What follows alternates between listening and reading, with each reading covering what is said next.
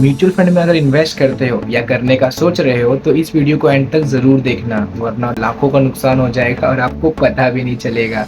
तो चलिए समझते हैं कैसे। तो देखो, म्यूचुअल फंड में दो टाइप्स होते हैं, एक होता है डायरेक्ट, एक होता है रेगुलर। आप कोई भी म्यूचुअल फंड में इन्वेस्ट करते हो तो उस म्यूचुअल फंड में लिखा होता है कि वो डायरेक्ट है या फिर रेगुलर है। डायरेक्ट म्यूचुअल फंड में आपका पैसा डायरेक्टली एएमसी में इन्वेस्ट होता है, यानी कि असेट मैनेजमेंट कंपनीज में। एंड जो रेगुलर प्लान्स होते हैं उसमें भी आपका पैसा एएमसी में ही लगता है, बट उसमें बीच में एजेंट आ जाता है। जैसे कि जो कोई भी इन्वेस्टमेंट करते हैं थ्रू द बैंक या फिर किसी एजेंट के थ्रू म्यूचुअल फंड में, वो रेगुलर प्लान में इन्वेस्ट होता है। आप चाहे डायरेक्ट प्लान में इन्वेस्ट कर रहे हो या फिर रेगुलर में, दोनों में ही एक कमीशन चार्ज किया जाता है जिसे हम एक्सपेंस रेशियो बोलते हैं। तो डायरेक्ट प्लान का एक्सपेंस रेशियो लेस देन 1 में ही होता है, 0.6, 7 या 0.8 इतने में ही रहेगा।